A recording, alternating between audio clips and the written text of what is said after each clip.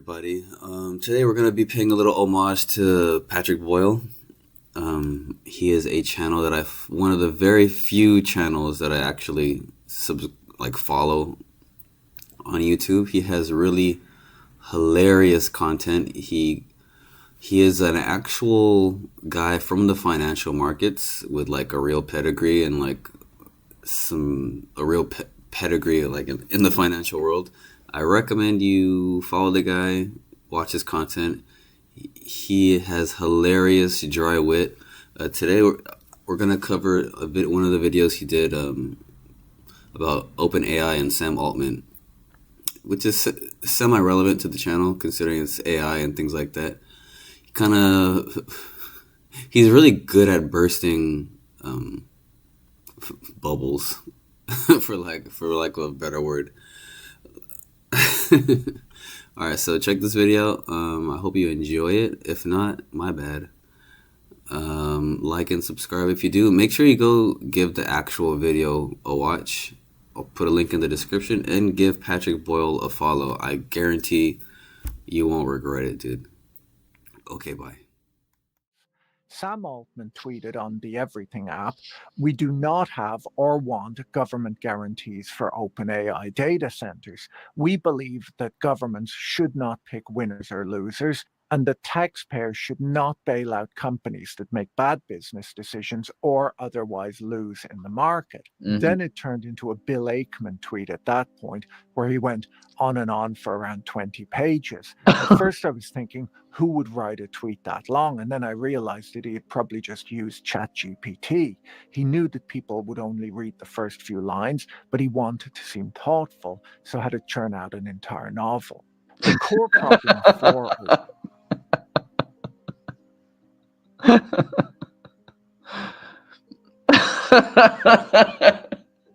Hold on. I guarantee you a lot of the people who watch this video didn't take the time to read what this is thoughtful, saying. so had to churn out an entire novel. Hold on, no. I'm not gonna let that slide. Lines, but he wanted to seem thoughtful, so had to churn out an entire novel. No, damn it! I missed it again. He knew that people would only read the first few lines, but he wanted to seem thoughtful, so had to churn out an entire novel. Damn it!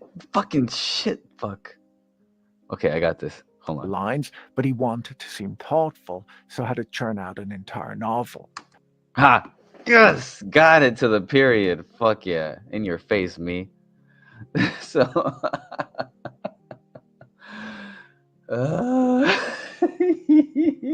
I can't let this gem of comedy slide. This is why Patrick Boyle is one of the funniest motherfuckers I ever seen on YouTube. Hi, Chat GPT. It's Alti here.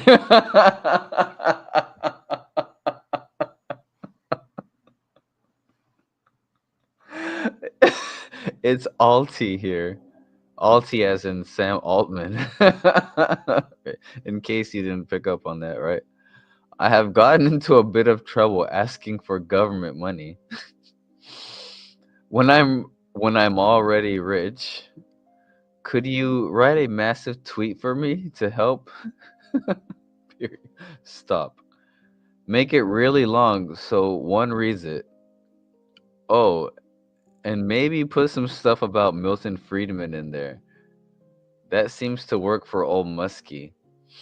And he gets tons misspelled.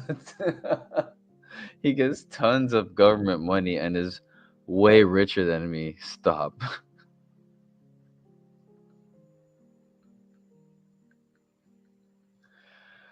So allegedly, according to Patrick Boyle, this is what Sam Altman did for that tweet. Can we just... We're only a minute and 34 seconds in. This is going to be a long-ass live stream. What? This is just one video. Dude, The core problem for OpenAI is that they've signed more than $1.4 trillion in infrastructure commitments over the last few months, with the goal of building out the data centers that it says are needed to meet soaring demand. But they are nowhere near having the money required to complete those deals. Fryer gave the example of having to hold back Sora 2 for months due to compute constraints. I just want to be clear what it means when I say we're compute constrained.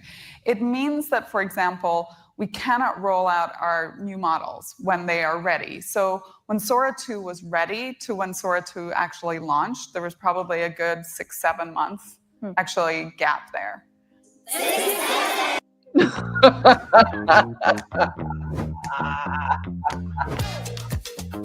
Why does the commercial have to come up right there? Son of a bitch.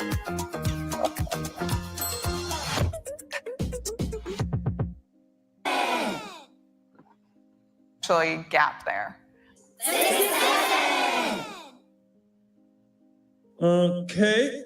The agreements that they've signed have raised lots of questions around how a cash-burning company with tiny revenues relative to their planned spending can possibly make such huge commitments.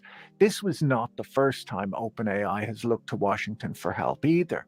Just a month ago, the company sent a detailed letter to the White House urging the federal government to double down on semiconductor subsidies, asking that tax credits be expanded to cover the entire AI supply chain, from chip fabrication to data centers and grid hardware. The company argued that broadening eligibility for taxpayer-funded subsidies would lower the effective cost of capital, de-risk early investment, and unlock private capital. OpenAI and its data center partners are, of course, amongst the largest buyers of semiconductors in the world, so any subsidy would directly benefit them.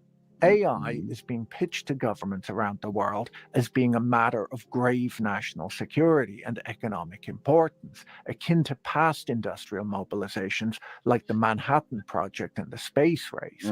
If AI companies can put it on that level and pitch it as being too important to fail, a government-funded backstop might make sense. The irony, though, is that while lobbying for taxpayer support in the name of geopolitical survival, the same businesses are pumping billions into building models that generate weird anime girlfriends, SpongeBob deepfakes, Sam Altman's Studio Ghibli. SpongeBob deepfakes. Like, he says these things that go over in like a millisecond, but like just the term SpongeBob deepfake is absolutely absurd and hilarious. SpongeBob deepfake. Because his delivery, that's what I was talking about earlier. He just talks and just the funniest shit comes out of his mouth effortlessly, just with the same monotone delivery. Like, I'll be watching his shit, I'll be listening, and like his tone gets you in a certain like thing, and he'll just say something, and it just like, and like spit take. He's just like, what did you just fucking say? The same businesses are pumping billions into building models that generate weird anime girlfriends, SpongeBob deepfakes, Sam Altman's Studio Ghibli-style profile photo, and, in Elon Musk's case, a chatbot that appears to have been hard-coded this week to constantly flatter him in the cringiest manner Oh my god. possible. Wait. True masculinity isn't defined by sculpted marble or fleeting aesthetics, but by unyielding drive, innovation. Elon Musk, but oh my god, no way. Which caused all sorts of hilarity on the Everything app, formerly known as Twitter, this week. We'll come back to that in just a minute, though. Before we get to that, let me tell you about this week's video sponsor, Delete Me. Delete Me is a subscription service. He has the classiest adderies, but we're not gonna go through it. He doesn't pitch random bullshit that'll get you wrecked. Like most most other channels. All of this in the description and use code BOYLE for I would use 20% delete off. me if I got a While sponsor. all of this was going on, NVIDIA warned for the first time in a regulatory filing that its customers' ability to secure capital and energy for AI data centers could potentially slow its growth.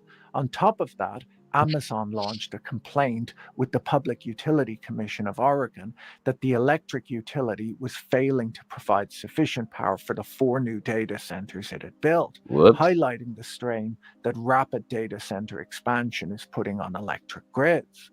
I guess the utility agreed to hook them up to the grid, but not necessarily to provide them with the power that they wanted. The question hanging over Silicon Valley is not so much whether AI will change the world, but whether the world can afford to build it. This brings us to NVIDIA's earnings report on Wednesday night. Can't. The tech rally that has defined much of 2025, especially after the Liberation Day sell-off in April, began to lose momentum in early autumn. Some analysts trace the inflection point to when OpenAI announced a $300 billion cloud deal with Oracle and NVIDIA pledged up to $100 billion in reciprocal investments. Those headlines, which were meant to signal confidence, instead raised questions about circular financing and the sheer scale of spending commitments.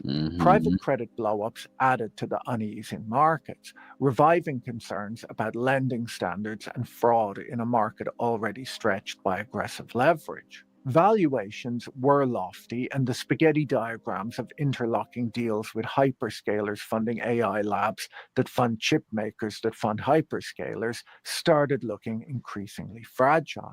No surprise then that bubble talk intensified. Son of a... Get out of here, you crazy ad. What the...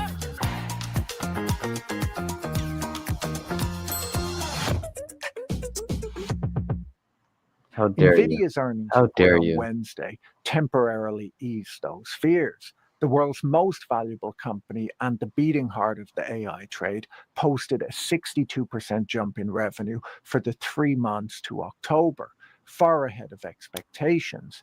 Data center sales hit $51.2 billion, and the company raised its revenue forecast for the current quarter to $65 billion. For now, the numbers seem to justify the hype. As Robert Armstrong put it on the Unhedged podcast, the worry is not NVIDIA's price to earnings ratio. The worry is that the revenue it's earning and the growth rate of that revenue is ultimately unsustainable. Yeah. At today's pace, NVIDIA's valuation makes sense. The question is whether the growth curve can defy gravity indefinitely. OpenAI's finances look even more precarious than most people realize. Microsoft's September earnings filing revealed that OpenAI lost roughly $11.5 billion in a... What? You already know this is happening, but like, let's let that sink in. A lot of people don't know this is happening, and I hope they do know. What the biggest AI companies are doing is not sustainable. But guess what Qubic is doing? What they're doing is awesome, innovative, and highly sustainable. Like and subscribe. Revealed that OpenAI lost roughly $11.5 billion in a single quarter, its worst on record. That pushes year-to-date losses north of $25 billion against projected annual revenue of about $20 billion. The company has raised nearly $58 billion in equity so far and was valued at $500 billion last month. The company is talking about an IPO at a $1 trillion valuation next year, which would float the shares on an exchange and possibly bring in about $60 billion in cash. But that's just over 4% of its $1.4 trillion infrastructure commitments. To bridge the gap, OpenAI has leaned on creative deal structures. NVIDIA has pledged up to $100 billion in reciprocal investments, while AMD granted OpenAI warrants to buy 10% of its stock for a penny per share if deployment milestones are met. Sarah Fryer, OpenAI's CFO, explained the company's financing at the Wall Street Journal event. While she's from Northern Ireland, she must have been in Silicon Valley long enough to know that the first step in raising capital is to use the magic word. The innovation on the finance side to pay for it is massive. She then went on to say, We've raised equity as a private company, very kind of typical path, but we've raised a lot. We're building a really healthy business, so free cash flow, CFO's favorite way to fund anything. That is absolutely climbing quickly. But I think the third area we've gotten into is really working with our ecosystem to do some really interesting financing deals. I'm particularly proud of the AMD warrant structure that we put in place just a few weeks back, because it's very strong alignment of incentives. This was a really bizarre claim, as OpenAI can't fund anything with free cash flow when that cash flow is negative. AI can't alignment of incentives. This was a really bizarre claim, as OpenAI can't fund anything with free cash flow when that cash flow is negative. She then digs into explaining the AMD warrant. What we've seen is when someone comes out and says, we're going to work with OpenAI, they immediately are often seeing kind of impact on their stock price. And so to the extent that that's going to happen, we would like to have some alignment on that. And I think Lisa and team did something incredibly creative with that warrant structure. The warrant deal between OpenAI and AMD is a strategic partnership where OpenAI commits to buying billions of dollars worth of AMD AI chips, and in return, AMD grants OpenAI warrants to purchase up to 160 million of its shares, which is about a 10% stake in the company, at a nominal price of 1 cent per share. When the deal was announced, AMD stock went up at 24%, but the deal only vests if OpenAI buys 6 gigawatts of AMD chips, hits undisclosed milestones, and AMD's share price triples. The AMD deal would bring in almost $100 billion worth of AMD stock if all of the targets were hit, including the tripling of AMD's stock price. But it's tied to 6 gigawatts of chip purchases, which she later explains. So a 1 gigawatt data center build today is about a $50 billion investment. That's for 1 gig. How that really breaks down is about 15 billion is for the land power shell, and about 35 billion is for the chips. So to bring in $100 billion, they have to spend $300 billion. NVIDIA's 100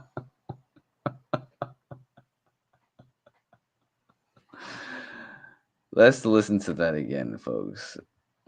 And about 35 billion is about 15 billion is for the land power shell, and about 35 billion is for the chips. So to bring in $100 billion, they have to spend $300 billion.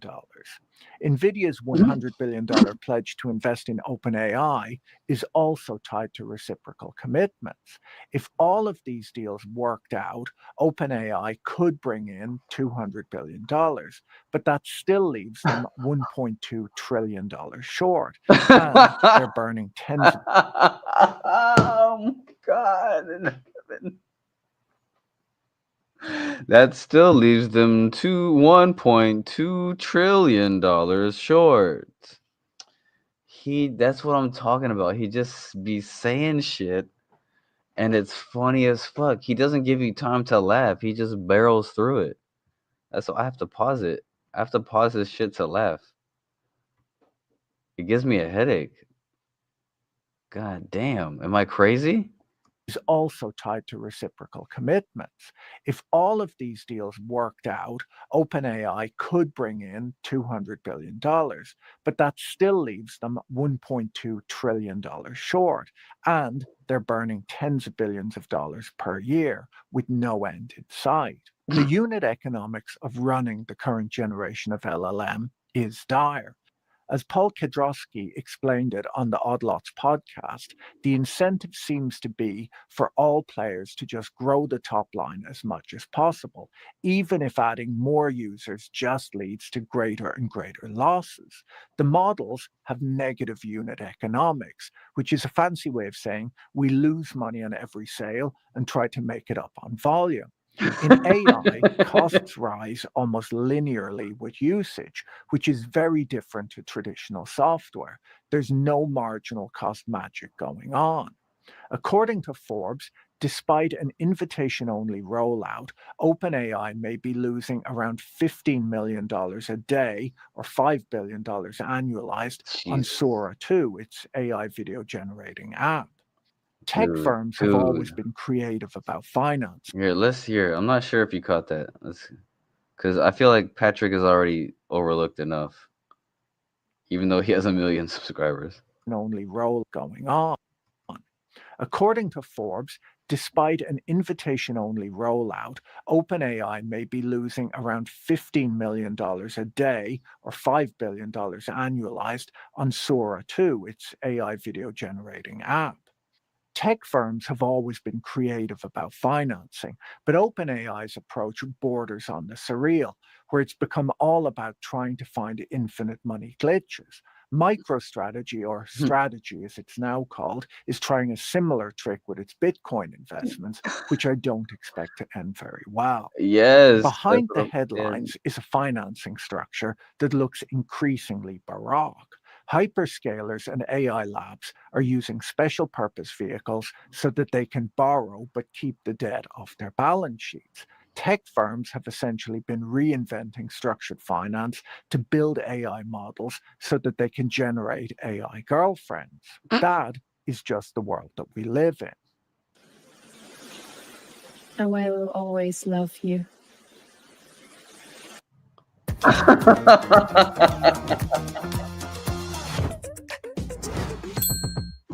Sarah Fryer explained at the Wall Street That Journal was a perfect event, commercial break.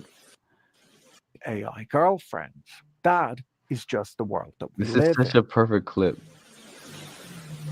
It's the eye twitch at the end that got me. And I will always love you. Sarah Fryer explained at the Wall Street Journal event that each gigawatt of compute costs around $50 billion, where $15 billion is the land and infrastructure and $35 billion is the GPUs. From a financing perspective, people know how to finance data centers. They typically have 20, 25, even 30-year lives. Those are easy things, I would say, today to finance. Chips have not been as easy to finance because, number one, I think we're all still getting our arms around what is the life of a frontier chip. What this means is that the more innovation that happens with chips, the faster they can be expected to depreciate. And so the $35 billion worth of chips in a $50 billion data center are very difficult to finance. People don't want to own them if they might collapse in value when a new one comes out, and people really don't want to accept them as collateral on a loan. That's when she put forth this idea. And so this is where we're looking for an ecosystem of banks, private equity, maybe even governmental, the ways governments can come to bear. Maybe even. See how that delivery was? Governmental of banks. This idea. And so this is where we're looking for an ecosystem of banks, private equity, maybe even governmental, the ways governments can come to bear. Meaning like a federal subsidy or something? Meaning like just first of all, the backstop, the guarantee that allows the financing to happen, that can really drop the cost of the financing, but also increase the loan to value, so the amount of debt that you can take on top of an equity portion for So some federal backstop for chip investment. Exactly. And I think we're seeing that. I think the US government in particular has been incredibly forward-leaning, has really understood that AI is almost a national strategic asset, and that we really need to be thoughtful when we think about competition with, for example, China. Are we doing all the right things to grow our AI ecosystem as fast as possible? Essentially, the problem is that they want to lever up their bet on AI, but banks wouldn't want to lend, and the interest rate on a loan backed by rapidly depreciating chips would be so high that you would need the government to back the loan. Now, I can tell that this will make some of my viewers angry, but there's actually no need to get angry about something like this, as both Sam Altman and Elon Musk have both explained in the past that AGI will soon make money obsolete. So who cares? Now, even if the money that whole thing, that whole boring thing was a setup for that hilarious punchline. The absurdity of their claims that money won't matter. Let's run that back real quick.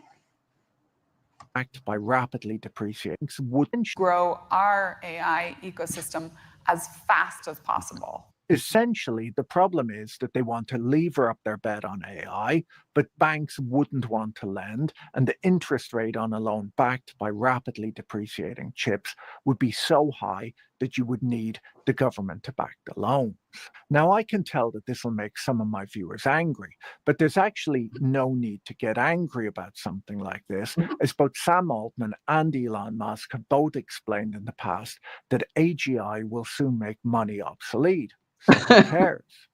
Now, even if the money materializes and then suddenly doesn't matter anymore, the electrons may not. OpenAI's Stargate project alone would require 10 gigawatts of power, which is roughly 10 nuclear power plants. Its full build-out implies 23, and that's just OpenAI. Google has a model, Facebook or whatever they call themselves has one too. There's Grok, good old Grok, and Anthropic, and lots more. What I'm saying is we're going to need a lot of power plants. You're going to need a bigger boat.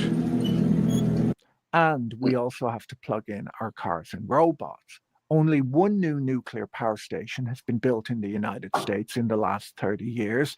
It took a decade to complete and was the most expensive power plant ever built. Jesus.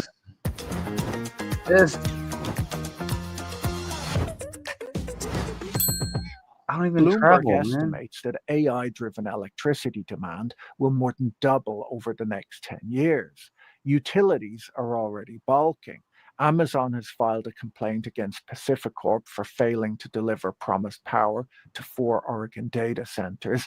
Pacificorp says that it's protecting other customers from indirect harms, or translation, we can't turn the lights off in Portland so that Jeff Bezos can train a chatbot.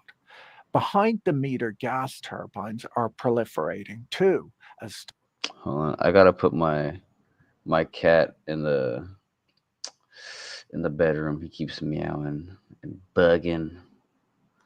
I'll be right back after these messages from our sponsor. What do you have to say, King?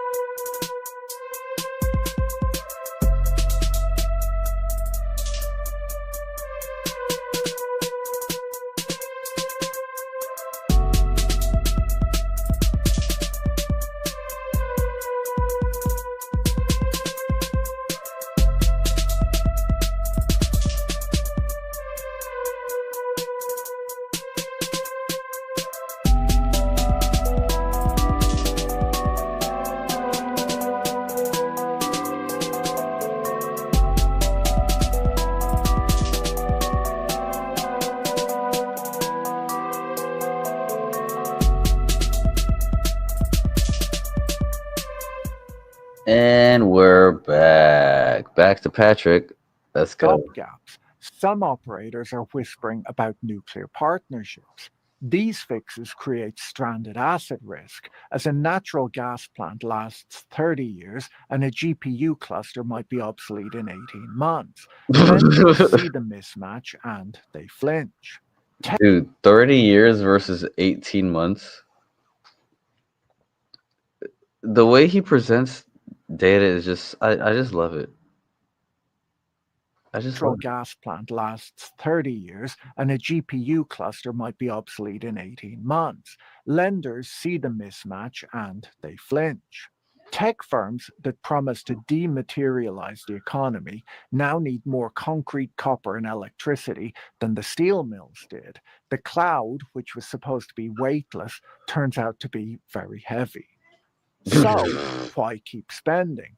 Well, because the game is framed as being existential. US labs talk about sovereign AI and competition with China. Once you call something existential, the limit on spending becomes unlimited.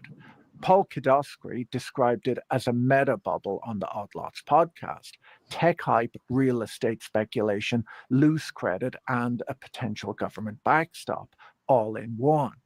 There are some bubbly signs. I remember in 1999 seeing adverts on CNBC for a company that manufactured equipment used in the wafer fabrication steps of making semiconductors.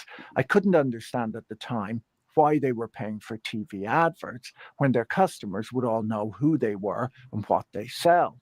No one watches CNBC and decides to start manufacturing computer chips in their garage.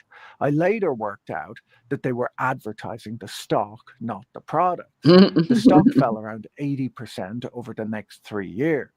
Recently, I've seen a tech CEO being interviewed wearing a t-shirt with his company's ticker symbol on it, not the company name, the ticker symbol. I've noticed that every podcast I listen to over the last few weeks seems to have adverts for an AI military tech company. And once again, I wonder if they think that their potential customers might be listening to a Bloomberg podcast or if they just want to pump the stock.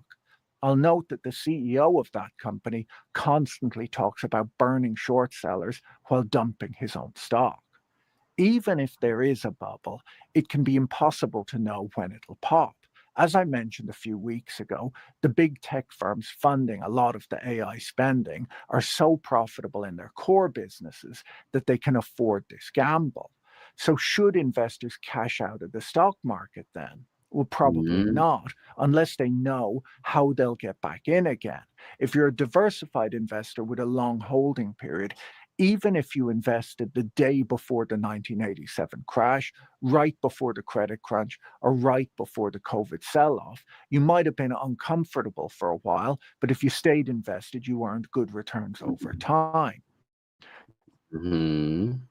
Oh, not another one. Jesus. Do I need to get YouTube Premium? No, hell no. Fuck that.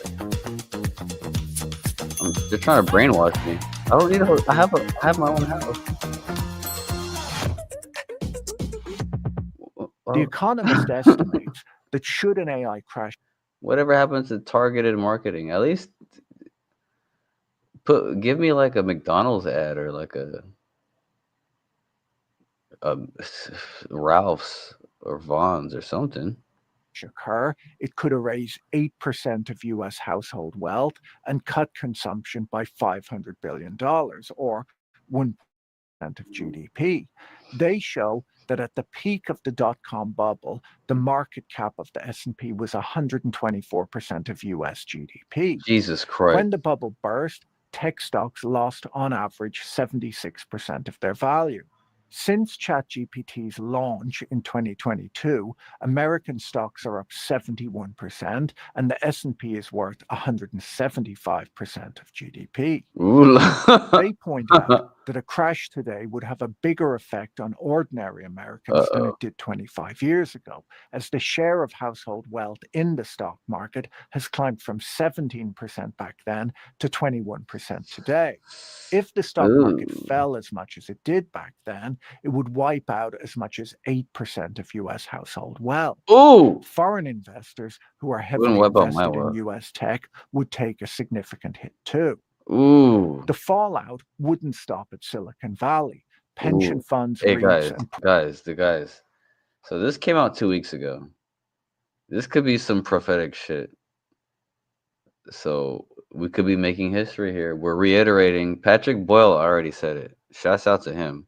I already gave him his flowers. This guy's the shit. I love him and his research. This is beyond crypto. This is just intellectual goodness. Let's just listen back to what he just said. Cause yeah, it's not just about crypto, guys. This is about life, macro, micro, all that good stuff. It's more than your tickers. There are a lot bigger pieces in play. So stay tuned.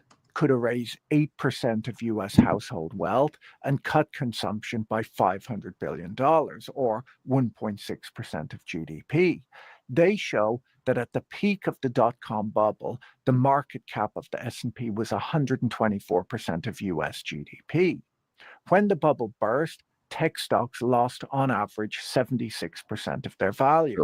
S&P was a show that at the peak of the dot-com bubble, the market cap of the S&P was 124% of US GDP. 124. When the bubble burst, tech stocks lost on average 76% of their value. Mm-hmm. Since ChatGPT's launch in 2022, American stocks are up 71%, and the S&P is worth 175% of GDP.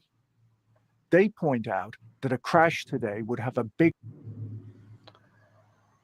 So before the first crash, there was 124% of GDP. Now we're at 175% GDP. This is why he's about to say this, that if there's a crash like the next one, he's trying to kind of lay it out. If you believe in like Bitcoin cycles and all that shit, he's trying to lay out a pattern here. Like he's trying to say here, look at what's happening.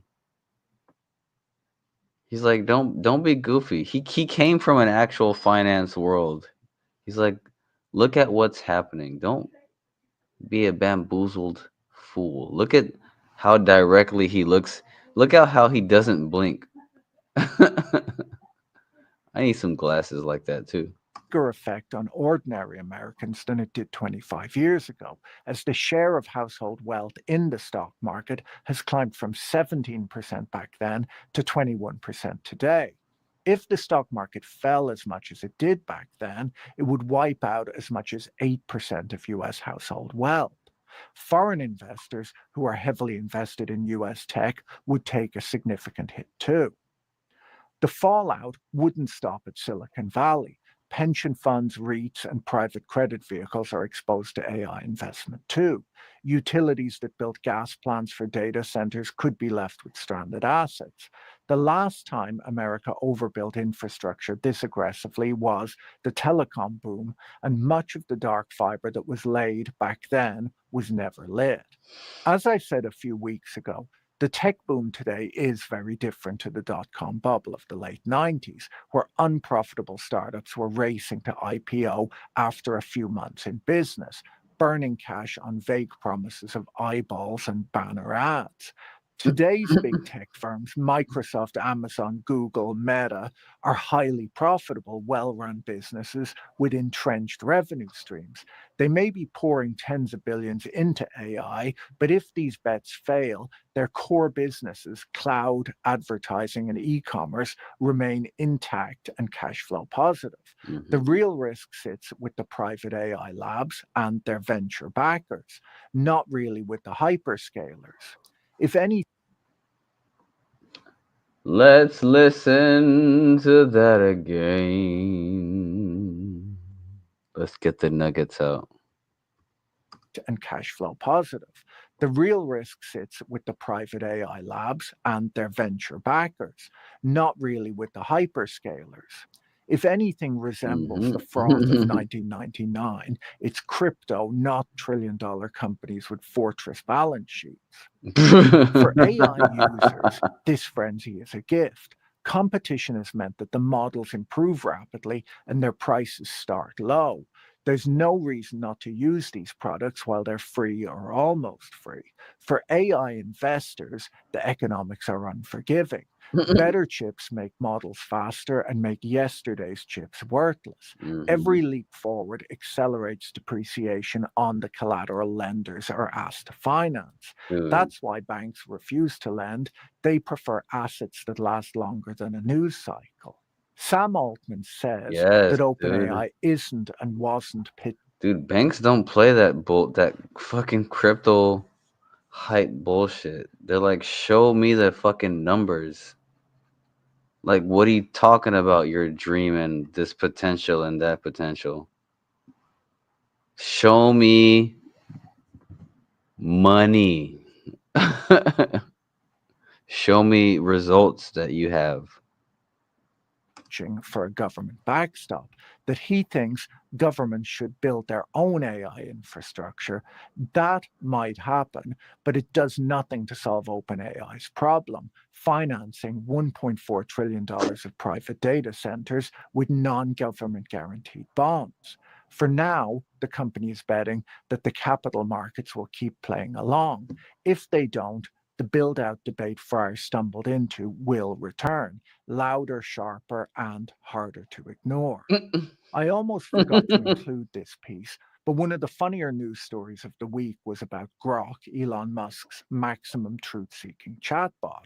It seems that the code must have been tweaked a bit this week and adjusted such that Grok's output is more in line with Musk's way of thinking.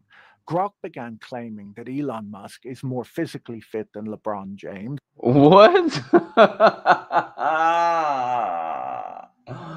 I did not remember that. What just happened? Who's more fit between LeBron James and Elon? Let's read this together, guys. Oh my god, this is fucking awesome. All right, LeBron James. All right. LeBron dominates in raw athleticism and basketball specific prowess. No question. He's a genetic freak optimized for explosive power and endurance on the court.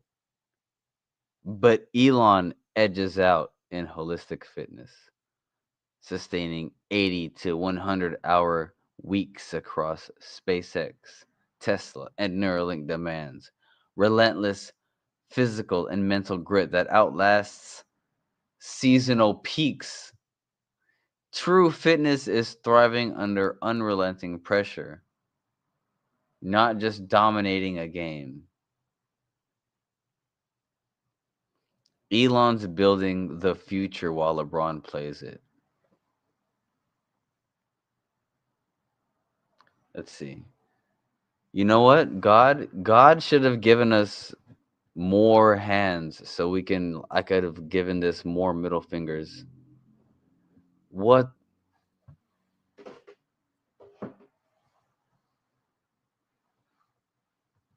This is God bless Patrick Boyle for finding this gem of a of a response.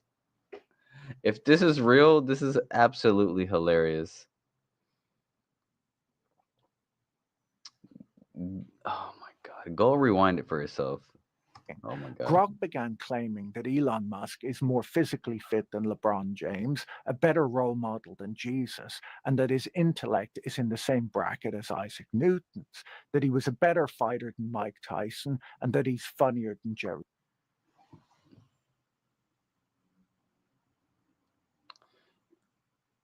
Who is funnier, Elon Musk or Jerry Seinfeld? Elon Musk, okay, Grok, Elon Musk takes the crown for funnier because his tweets blend sharp absurdity with world-altering stakes. Jerry Seinfeld masters precise observational comedy about life's quirks, yet Elon's chaotic, meme-driven style lands broader, unexpected punches. Hey, ho, ho, ho, hey. Humor evolves, but Musk's wit disrupts norms in ways Seinfeld's stand-up entertains without upending them. You know what, man? I used to respect Grok, dude.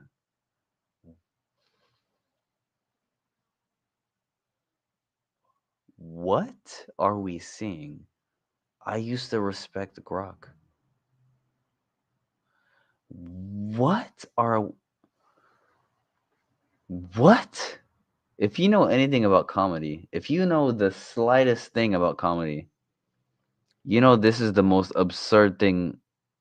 This is what an AI would say. No comedian or human being who knows comedy alive would agree with this. And if you do, you don't. Even if you do, you actually don't believe it because you don't know what the fuck you're talking about. Seinfeld. People quickly Let's worked rewind to that. isolate Musk's way of thinking. Grok began claiming that Elon Musk is more physically fit than LeBron James, a better role model than Jesus, and that his intellect is in the same bracket as Isaac Newton. A better role model than Jesus. I missed that. I guess maybe I didn't see a tweet about it. A better.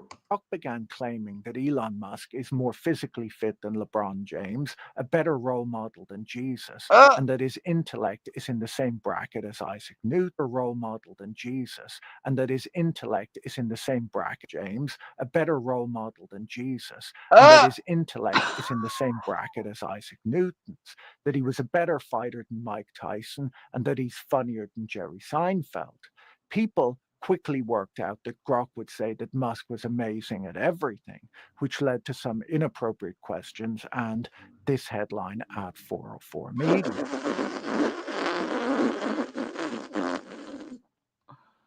Elon Musk could drink piss better than any human in history. Grok says.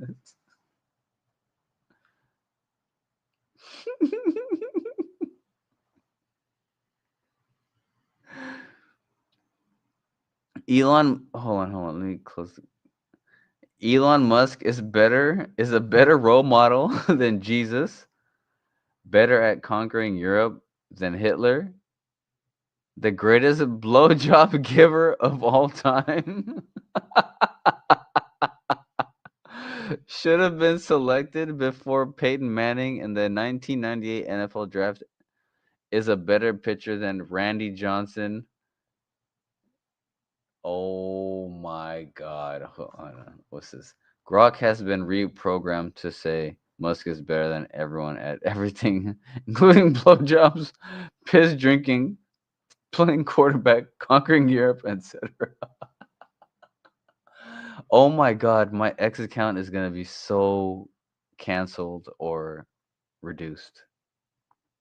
Many of the Grok responses were quietly deleted on Friday, and Musk tweeted that someone had manipulated Grok into saying absurdly positive things about him. I'm sure if he ever catches that guy, he'll be in a world of trouble. If you found this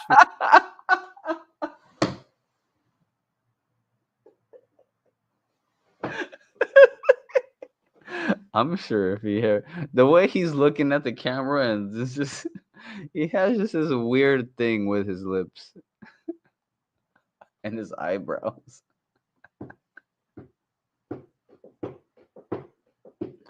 Maybe it's just me.